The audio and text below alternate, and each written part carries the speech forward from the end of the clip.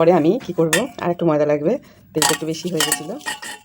তো এরপর আমি এগুলোকে সব ময়দাগুলোকে ছেলে নেবো, একটু ছেলে নেবো। দেখো মেজারমেন্ট ঠিক করার জন্য 2 কাপ ময়দা নিয়েছি, 1 কাপ তেল নিয়েছি, এই চিনি আমি মিক্সিতে পেস্ট করে নিয়েছি, আর আমি 1 গ্লাস দুধ নিয়েছি, আর নিয়েছি একটা দুধের প্যাকেট। এই দিয়ে আজকে আমার কেক তৈরি হবে। ময়দাটা আমি চেলে নিলাম। এখন আমি এই তেলটাকে দিয়ে দেবো, 1 কাপ তেল। তারপর আমি যে মিক্সিতে চিনি পেস্ট করে দিয়ে রেখেছিলাম সেটা আমি দিয়ে দিচ্ছি।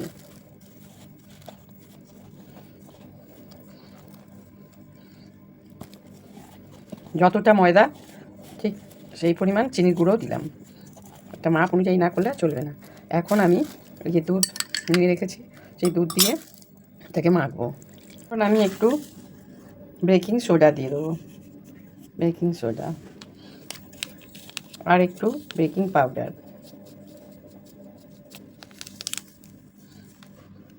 আর একটা আমি এই যে দুধের প্যাকেট দিচ্ছি।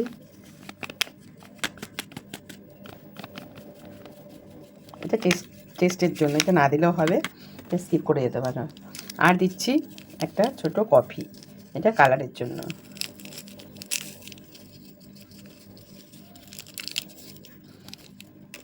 এখন এগুলো দিয়ে ভালো করে মিশিয়ে নেব।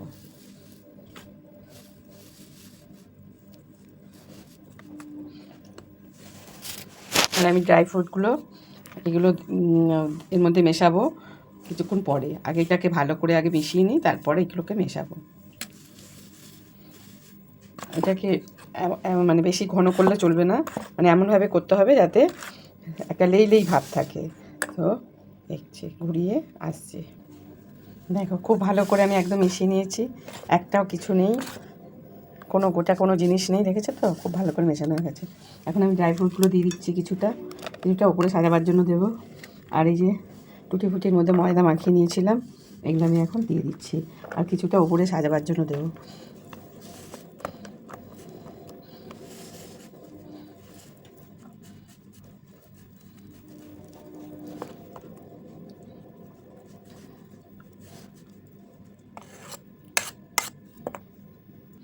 আগে থেকে আমি এই বাটিতে তেল মাখিয়ে, এটা সিলভারের বাটিতে ভালো হয়, তাই জন্য আমি সিলভারের বাটিতে তেল মাখিয়ে একটু ময়দা ছড়িয়ে দিয়েছিলাম।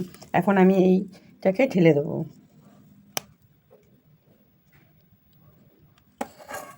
ঢেলে দিয়ে এটাকে একটু চেপে চেপে এরকম করে বসাবো। এখন আমি ওপর থেকে এই যা যা ড্রাই ফ্রুট বেঁচে আছে এগুলো আমি ছড়িয়ে দেবো।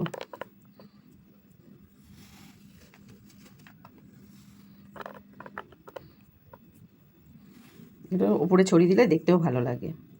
আগে থেকে আমি নুন বসিয়ে রেখে দিয়েছিলাম কড়াইতে, যেটা গরম হয়ে গেলে সুবিধা হবে। তো আমি এখন এই বাটিটা বসিয়ে দিচ্ছি। এই বাটিটা বসিয়ে দিলাম, দিয়ে এবার আমি একটা থালা দিয়ে ভালো করে ঢেকে দিলাম। এবারে খুব সুন্দর কেকটা হয়েছে।